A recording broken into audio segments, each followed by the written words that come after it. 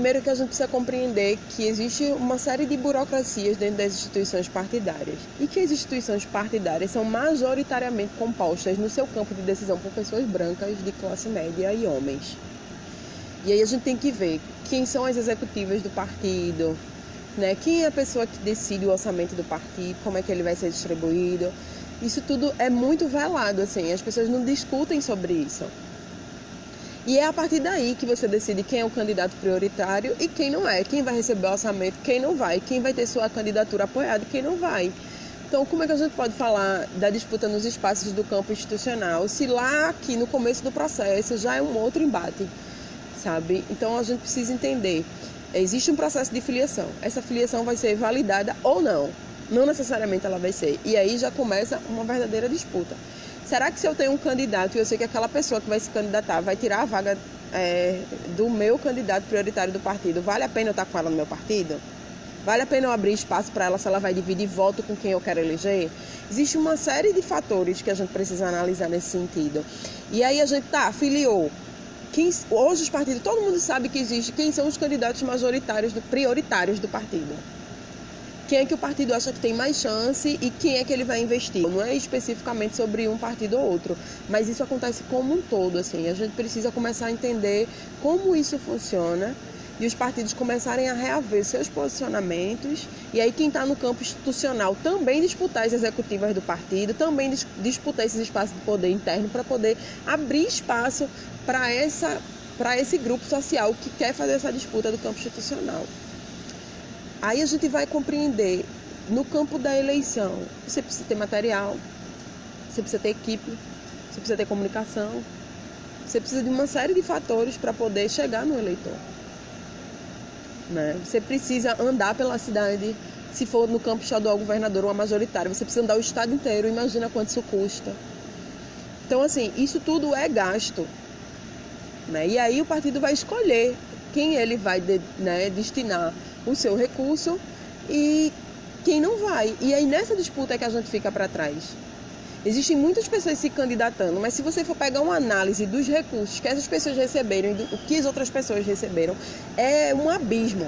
Então a gente precisa, de fato, passar a falar sobre isso, entender esse campo, inclusive para dizer, opa, né?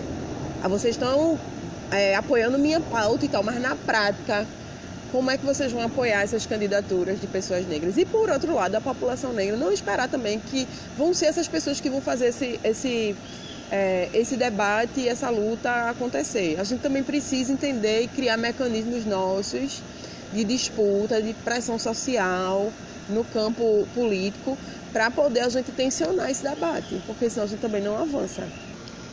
Espaços de poder como um todo são espaços negados à população negra e que existem estratégias de manutenção de poder de um certo grupo social.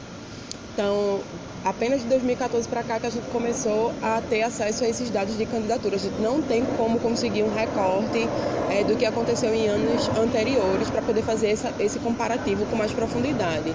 Porém, a gente sabe que existe um processo, desde o processo de filiação no partido até disputa prévia, dentro desses espaços de poder, até conseguir ser candidato e até conseguir levar adiante a candidatura é um processo de muito desgaste e com muitas barreiras para a população negra, porque é uma população que está aí com o maior número de pobres, é uma população que está com maior baixa no quesito escolaridade, e mesmo assim, quando a pessoa ultrapassa essas barreiras, ainda tem o quesito raça, né, que não é prioritário quando a demanda dessa população é colocada como centro do debate.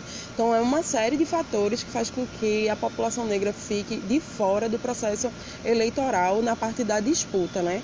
É muito falado para que a gente vote, mas para ser votado é outra história, mas a gente tem trabalhado muito para mudar isso.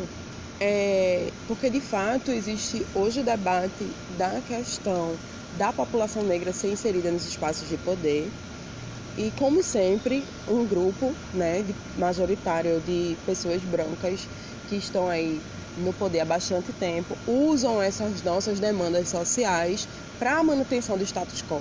Então, o que é necessário que a gente entenda é que, para além da pessoa ser negra, ela seja uma pessoa comprometida com a causa, que é defender, de fato, a inserção dos negros no orçamento do Estado, no orçamento público, entenda que a periferia é cidade que precisa receber de volta os impostos que pagam. Então, tudo isso passa por uma visão diferente de política pública. E isso não é atrativo para esses grupos de poder. Então, de fato, a gente precisa de pessoas comprometidas, porque colocar uma pessoa negra para usar, né, a nossa pauta a favor da manutenção do poder é muito fácil. Né? Difícil é você tentar modificar as estruturas a partir do protagonismo dessas pessoas. E eu entendo que pensar política a partir da população negra é inverter a lógica de como é feita política pública hoje.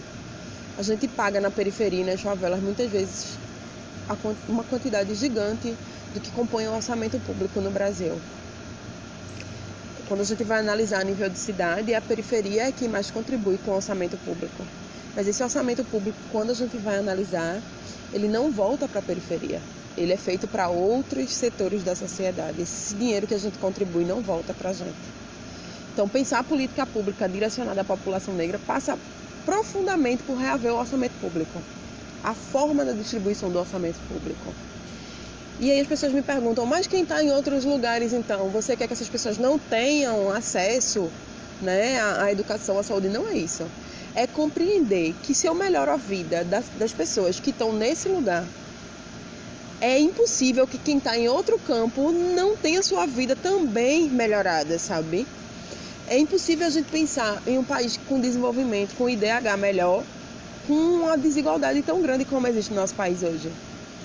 Então, se a gente quer, de fato, um país, uma cidade, um estado com IDH melhor, com uma cidade melhor para se viver, mais humana, mais justa, menos violenta, com melhor educação, com melhor saúde, isso passa por rever a forma como o orçamento público é feito hoje. E como é que a gente vai fazer esse debate do orçamento público? É fora, tensionando no campo social e dentro da instituição para poder pautar. A gente não consegue pautar o orçamento público só de fora, a gente precisa estar no campo institucional também. Então, a gente precisa fazer esses dois trabalhos. Entender que não vai ser só no campo institucional que a gente vai resolver as nossas demandas, mas que a gente tem um tempo, né? Um tempo da matéria, um tempo para poder avançar nas lutas, nas revoluções e etc. E para isso a gente precisa caminhar. Né? A gente não faz, como a gente diz na história, a gente não pula, né, etapas, a gente não, ela é construída, ela é consolidada, as coisas vão se construindo. Para que a gente consiga, de fato, uma mudança radical no nosso país, a gente precisa construir, a gente não pode ficar esperando o dia da mudança. Hoje é o dia da mudança radical, vou levantar e vou fazer a mudança radical hoje. Isso não vai acontecer dessa forma. Né? Então, a gente precisa estar trabalhando para que a gente chegue nesse momento.